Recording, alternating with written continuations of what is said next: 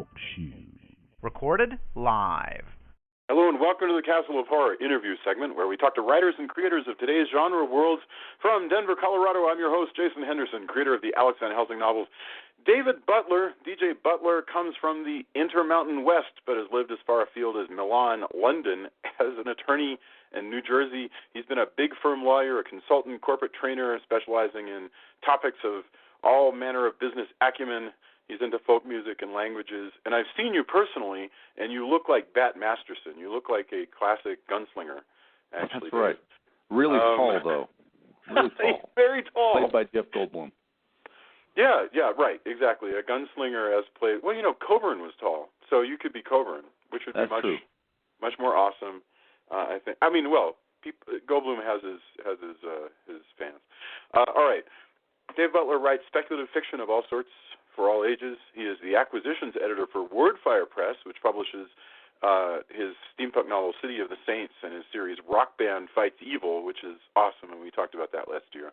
His Knopf series, brand new, The Extraordinary Journeys of Clockwork Charlie. This is a steampunk fantasy series. You have a brand new one that just came out called The Kidnap Plot. That's why we wanted to get together and talk again. So welcome, Dave. It's good to have you back. Thank you, Jason. I'm thrilled to be back here. Oh, I'm so glad. Yeah, seriously, though, I did see you the other week at Denver Comic-Con, and you were wearing this black jacket and black hat and like a bolo. In my mind, you looked like something out of Wild Wild West. That's fantastic. You know, I bought that hat 1 year previously at Denver Comic-Con. And, oh, really? Yeah, well, and actually it's triggered by something significantly more ignominious than a cool gunfighter image. I was starting to get,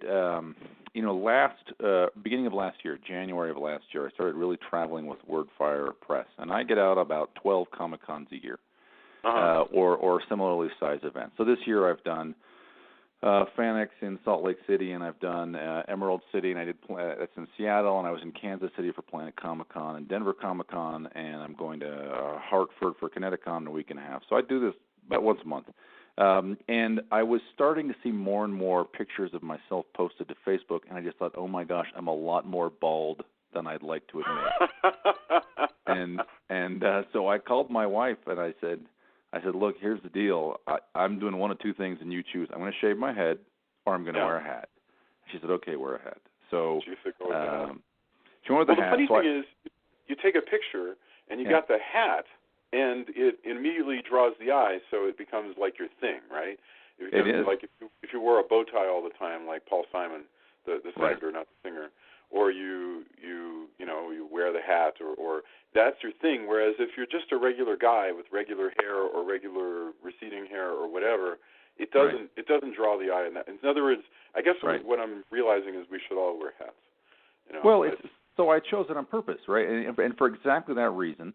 I had already self-consciously for a couple of years adopted a physical branding of wearing that sport coat, which is getting kind of frayed now, so I better replace it. But jeans and that sport coat. And a long-ass sport coat. It's almost this is why to me it had that gunslinger look. It's also black. Yeah. So there you go. Anyway. Yeah. Well, I'm tall. I mean, I'm 6'8", so anything I wear it's either going to show my belly button or it's going to be long. Right. No, for sure. I'm with you. Yeah. I'm with you. I'm accustomed to being tall, and then I met you, and so now all of those hopes are dashed. That's the way it it's was. hard to be let go. Okay. So, by the way, you were posting earlier today. I was stalking you on social media, and it looks like you were shopping with your girls and trying on reflective heart sunglasses. Heart-shaped so you're shopping. You have girls. How many daughters do you have? Yep. So I have 3 kids. 2 of them are daughters, the 11 and the 8-year-old.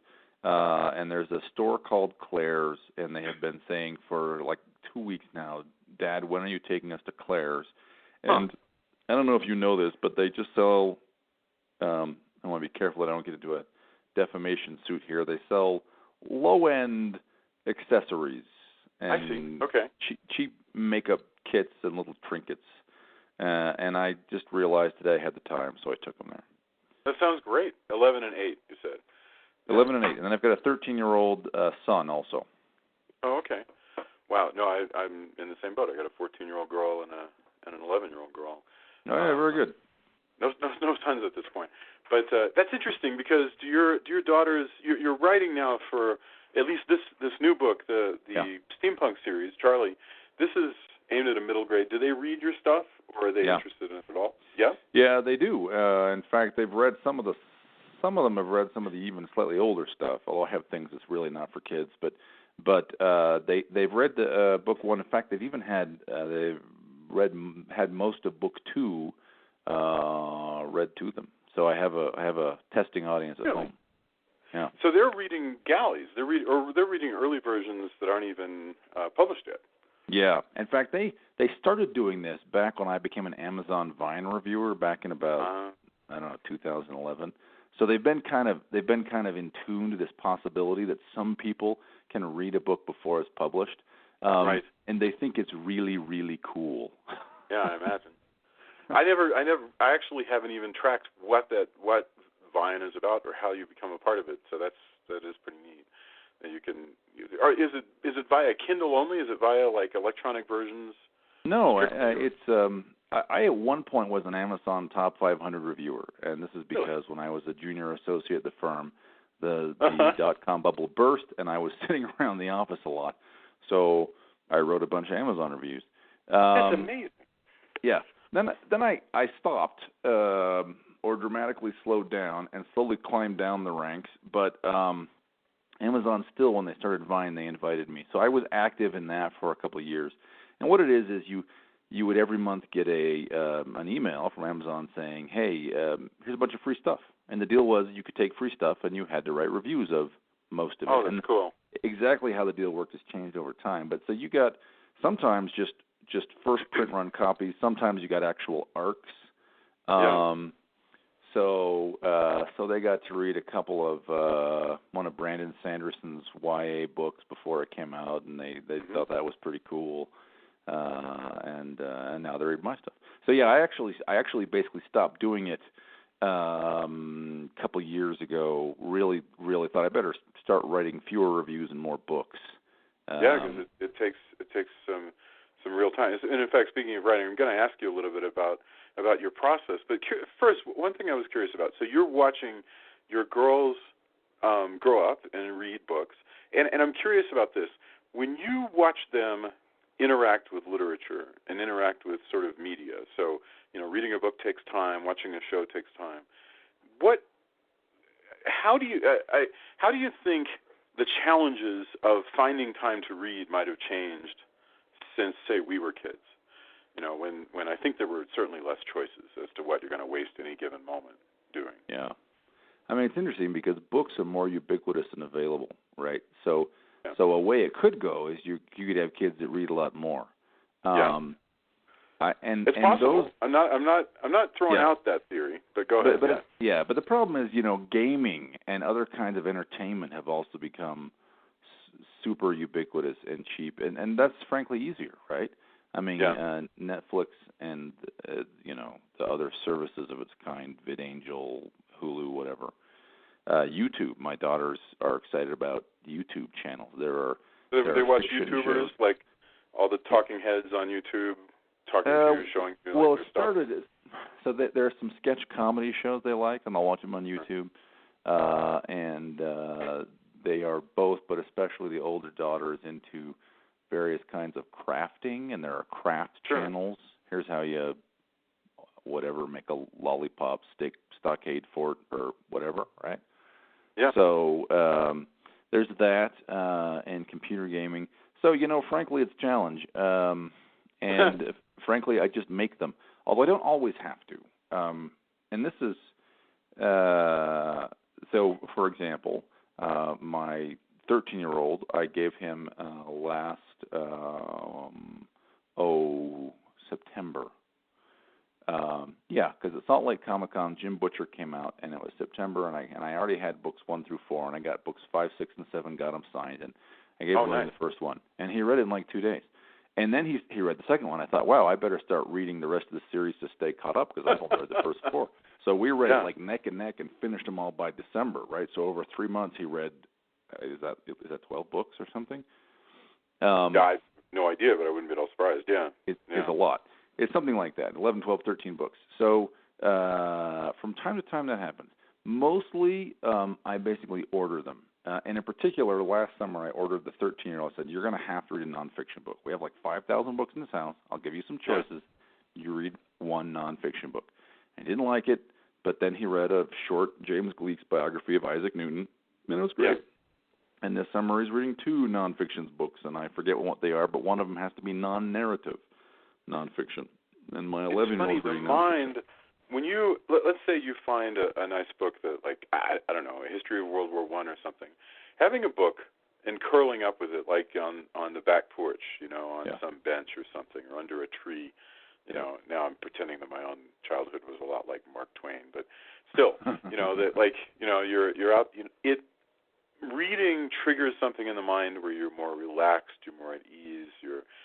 There's something peaceful about it, and very few of our media actually accomplish that. And it's funny because a lot of our books are very, very exciting, but somehow what it triggers in our body is this kind of peace.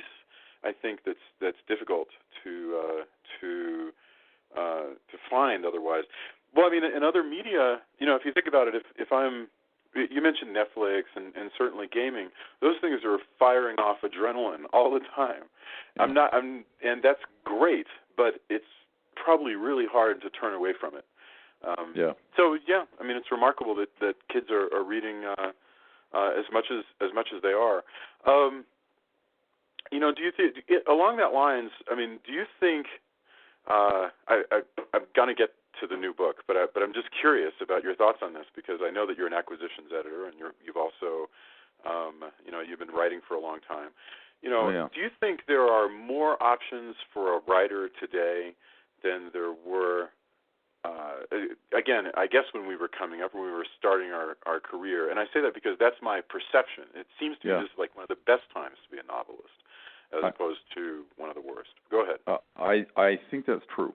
I think that's true. So, look, 20 years ago, you want to get your book published. There was a limited number of publishing companies that could do it, and if they said no, then your option was to pay for it yourself.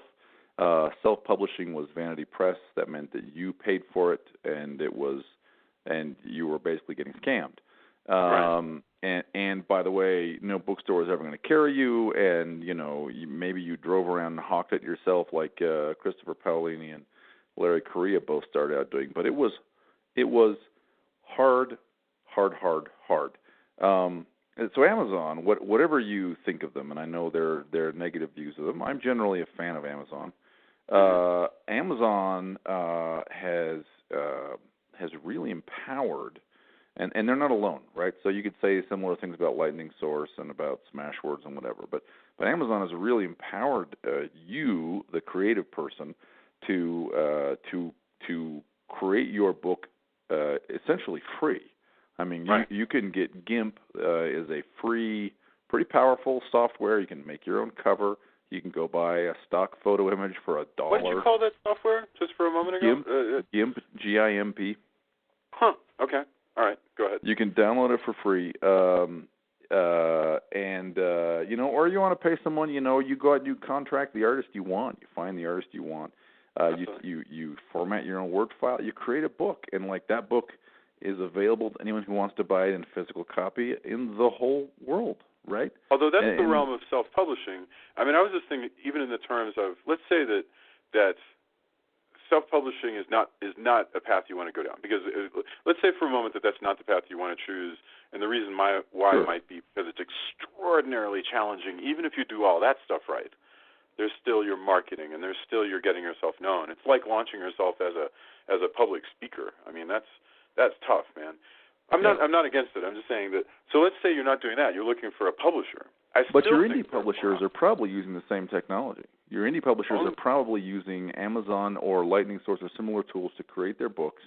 And now, so an indie publisher. I mean, publishers have different models, but they. Yeah, and right now, in fact, you're working with.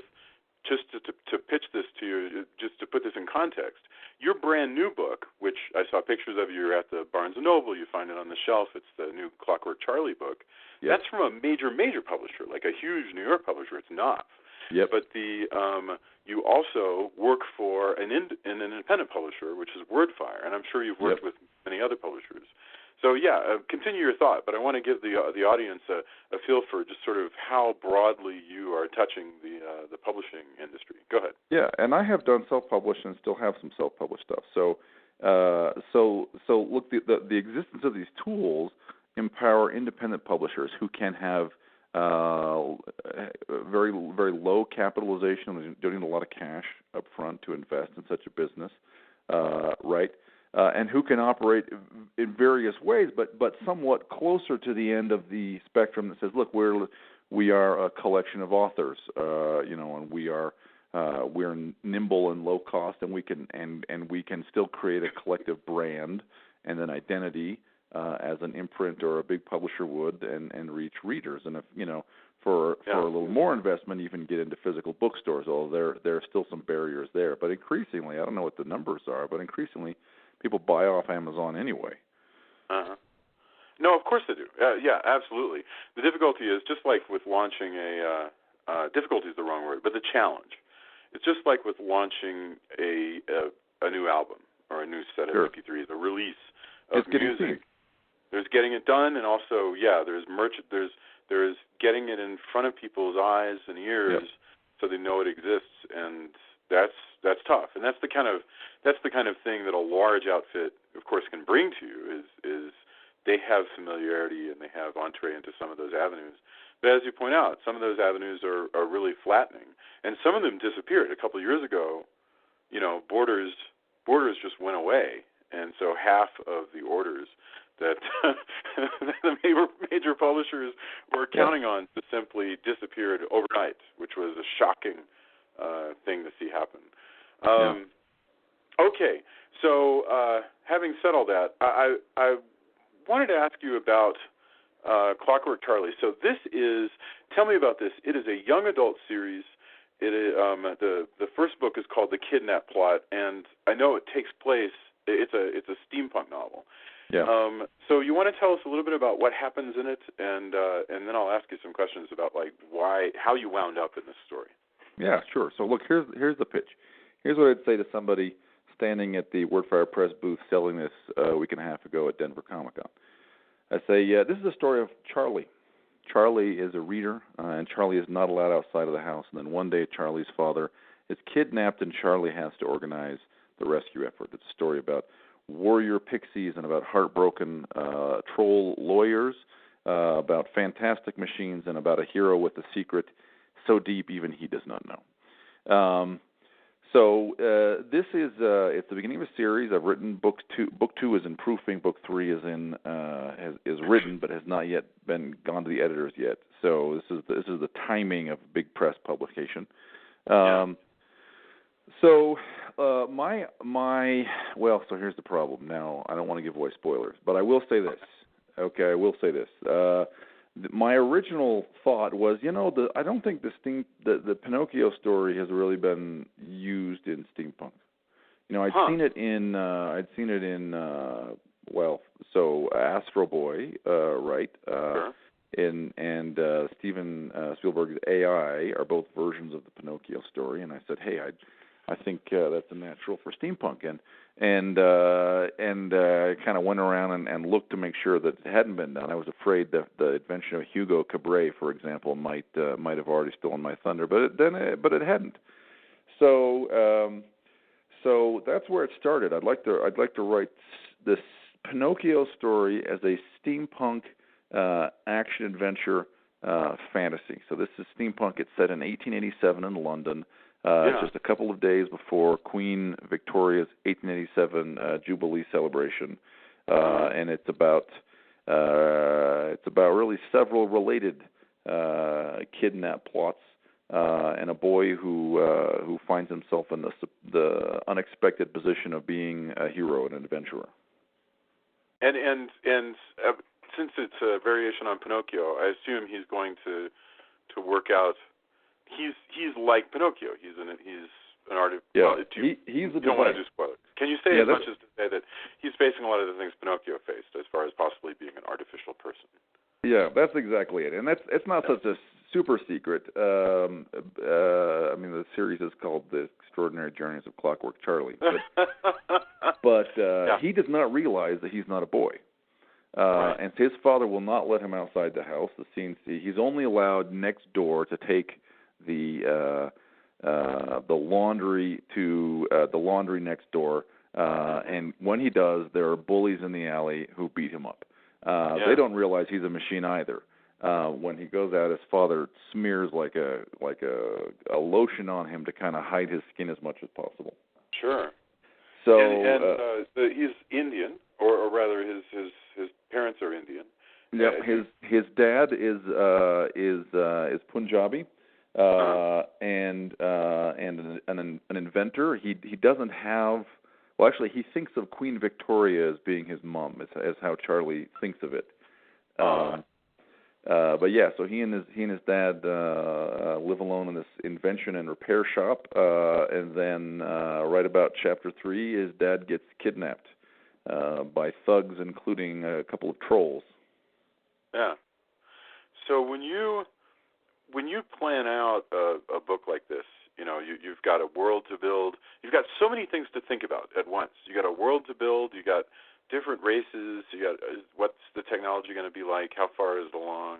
Is it in the United States or is it in Great Britain? What are the accents going to be like? I'm curious how much preparation goes into writing a book like this. Are you an outliner or are you what they call a pantser in the parlance? So yeah, I suspect most writers, I think there's a spectrum, and most writers are somewhere in the middle third of the spectrum, and I am. So I actually was substitute teaching a publishing class, a university publishing class 2 weeks ago, and I literally showed them the outlines I did for this book. So for me, the process starts with a single idea, and that was this: hey, steampunk Pinocchio. In fact, originally the scratch file I opened in Word to start kind of writing my notes, I called Steampunk Pinocchio, which angered my writing group. They said, "This is the stupidest title ever. You better not be calling your book this." And I said, "That's a great title, but there you go." Yeah. So usually I have like one idea, and I'll start typing in a Word file that's just to get ideas out. Mm-hmm. And so I literally will ask myself, I'll write down and the questions and then write the answer, right? Okay, if I have a character who's an artificial boy, what does he want most out of life and what's stopping him from getting it? What kind of subplots is he going to have? You know, if the main plot is to rescue his dad, well, what kinds of things is Charlie going to have to overcome, you know, personally in terms of his own growth or his relationships with the other people? And I'll ask the question, I'll type the question, and then I'll type the answer. And I'll ask the question, you know, what does London look like? Oh, well, this is a London that has zebras pulling hansom cabs, and it has, you know, bullheaded trolls as a minority in London who are all lactose intolerant, and some of them go to basically opium dens called dairies where they drink milk and get stoned. Sure. So therefore, you're using a Socratic method with yourself. You're asking questions, and then you're kind of teasing out the answers. That's exactly right. Figuring out what those implications are, you know. Because once you decide, you know what, there are trolls. Now you're like, okay, so there are alternate races here, and how many of them are there, and how. That's really interesting. I notice, you know, it's London, and you've got all these people are speaking with British accents. So do you have to go and do? I'm just curious how much you bog yourself down, and that might not even be the right word. How much research you have to go and do, or do you just go with it and then clean it up afterwards? Well, a fair amount. So in this series, I've stuck to places at least that I somewhat know through book 3. So book 1 is set in London. I lived in London for 5 years. It's got a character. This is, to my knowledge, the first.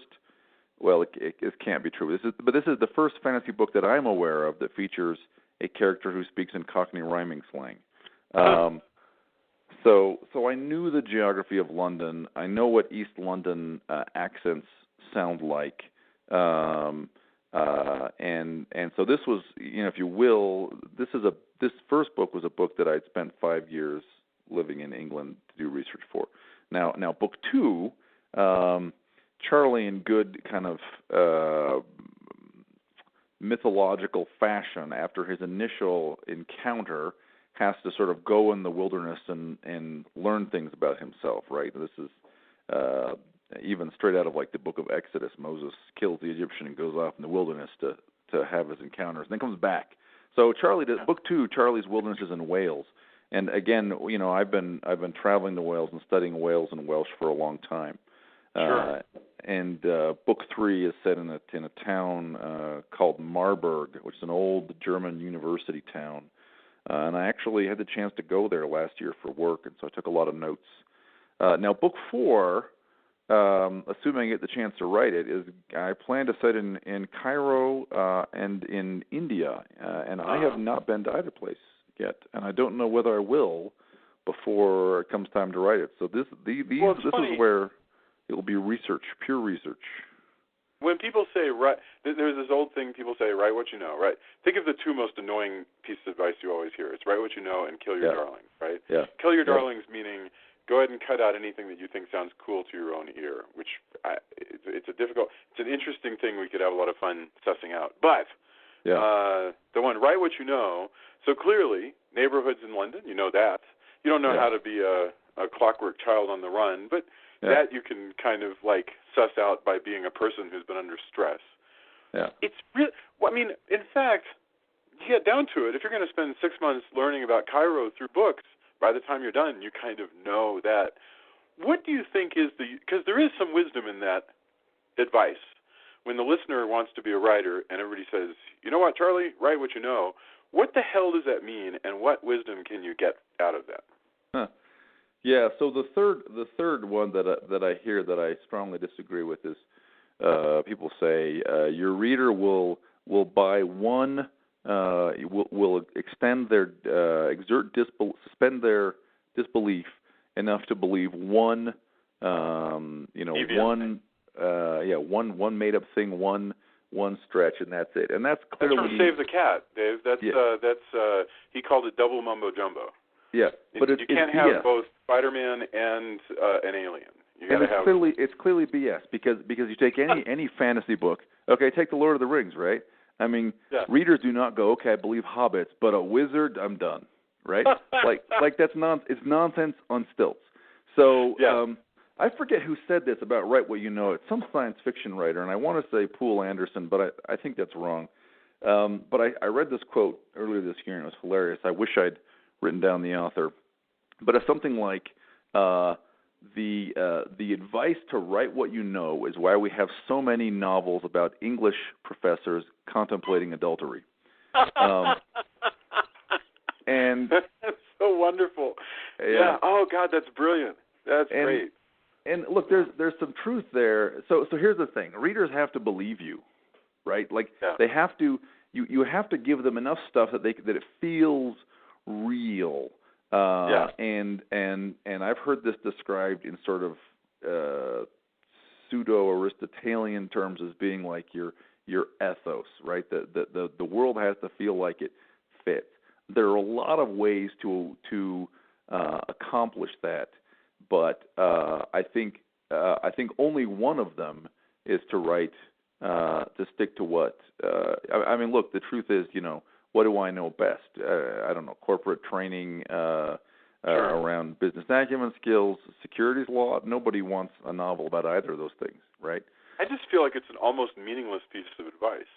I mean, unless I'm real generous and going to come up with an explanation for it that makes it useful, like write something that you have respect for, maybe. I don't know. I mean, Tom Clancy was never in a submarine, but boy, right. Hunt for Red October is a good book. And I don't know. But that's funny because you hear that, and poor writers just beat themselves, right. Like up all the time, right. like dealing with that one. The same thing with Kill Your Darlings. I know that it's important to go ahead and take out stuff that just seems to be fluff for fluff's sake, and yet sometimes I think sometimes we chase after these pieces of wisdom. I don't know. It's like we're turning ourselves into MLA. Go ahead. Yeah, continue. No, I agree. The risk with the right of kill. There's a kernel in all this stuff. You were right to ask the question, right? So the whole kill your darling things. there is a point which you have to say, look, this thing I love, but the truth is its presence here makes the book weaker. Yeah. So I'm going to take it out and save it. But if you go through your book looking for all the stuff that you particularly love to eliminate it, you're just wiping out your voice. You're taking away all the reasons anybody would want to read you, as opposed to James Patterson, right? Yeah. Yeah. So you're right. Boil it all down, like that advice that, is it Elmore Leonard who was like, go ahead and take out all the extra words and make it absolutely the flattest prose you can? That was his advice? Something like that. I've heard him say something like, as an answer to your question, what's your editing process? He said, I take out everything that sounds like writing. Yes. All of that's great, but sometimes I get the feeling these are just answers that were tossed off to reporters while they were, like, drinking somewhere. You know, like, tell me the secret, Elmore Leonard, and he's like, I get rid of all the adverbs with a pen, you know? Like, yeah. Maybe that's true. And then we, poor writers, walk around sort of repeating this stuff, you know, like monks, basically. Right. We're just nodding our heads and cut out the adverbs. If we internalize it enough, then we too will be Elmore Leonard. Right. Yeah, so Stephen King, his book on writing, which is very well regarded and has some really good stuff in it, but there's like a section in where he says, look, dialogue tags, just always write said. No other word is acceptable, just write said. The problem is, you open any single Stephen King book, and he doesn't do that. No. So he doesn't even believe it. She swore defiantly. She yelped. She demanded. Right? Of course. Like it's just. Yeah. I think that's one of the best writing books there is, but you're right. He also goes off for like 3 pages on not using adverbs, but he loves adverbs. But he totally uses them. It's one of the best. It's one of the best writing books there is. On writing, truly, very, very useful book, especially on process. I mean, like, you know, he recommends setting a goal for how many pages you're going to do every day. You know, very good practical work. And in fact, one of the last things I want to ask you about is when you are getting to work on a book, how much do you try to accomplish, like, in a given week? How do you measure it? Do you go, I'm going to get X thousand words a week, or a month, or every day, or what's your process? Yeah, right now, where I'm working full-time, my day job, I find, and this is not by design, but I just find that I'm writing in spurts where I will successfully write at a good sustained pace for a while, and then fall off for a while, and then get back on. By a while, you mean a couple of weeks? That it could be a couple of weeks or a month. Yeah. So when I and I did for 2 years have the opportunity to write full time back in 2010, 2012. So back at the time, and now when I am in a sustained writing period, how much I write actually starts with the audience, and then goes through pacing ultimately to what is a good sized chunk to write in a day.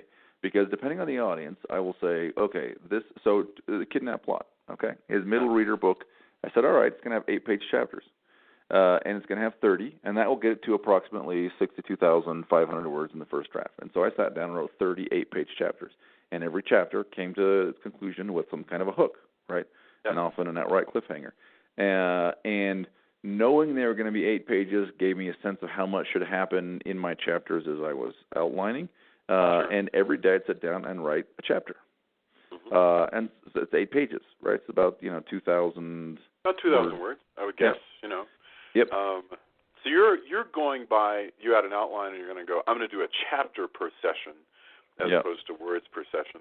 But where the chapters were longer, so when I wrote Witchy Eye, which is a book coming out from Baen next year, those were 25-page chapters. So I was writing half a chapter a day. So I would write 13 pages one day and 12 the next, and that ends up being, about 3,000 words a day.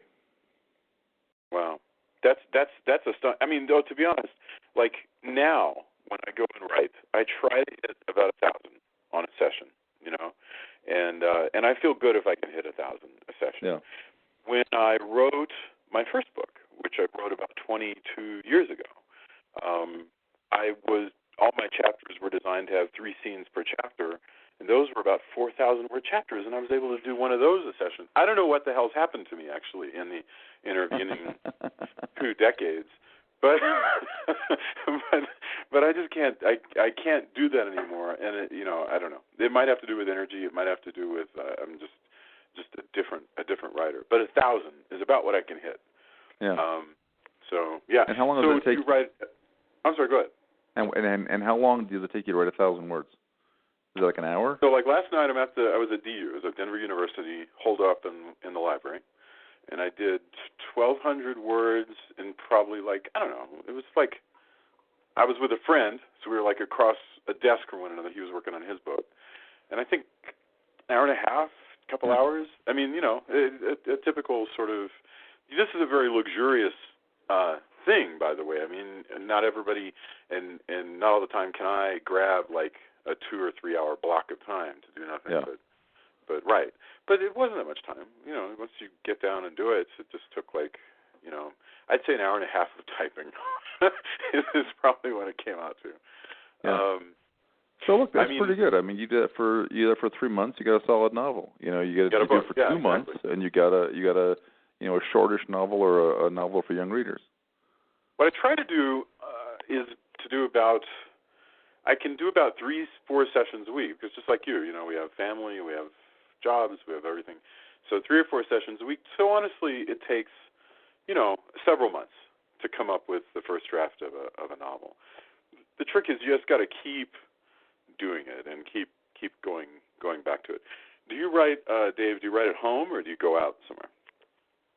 I write where I can. My day job has me traveling, and so does WordFire. So I have written poolside, in hotel rooms, in hotel lobbies, on airplanes, in airports, in my basement.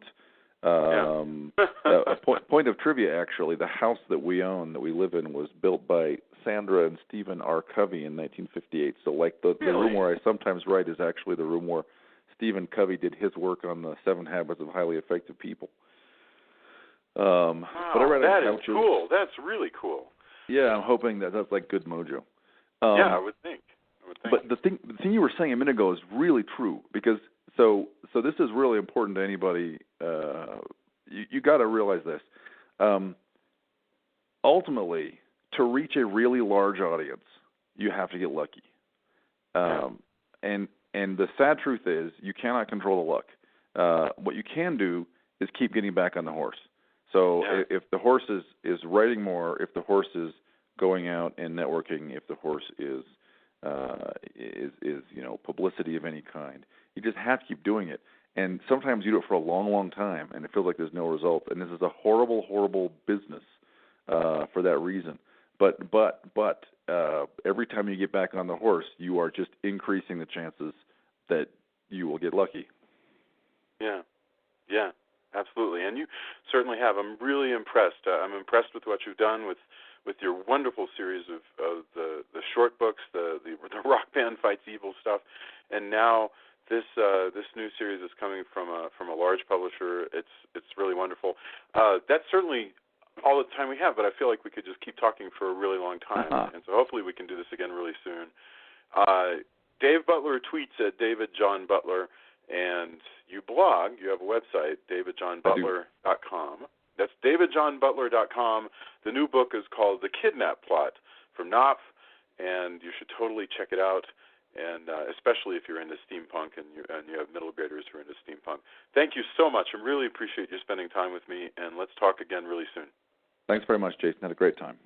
Thanks, Dave. Night.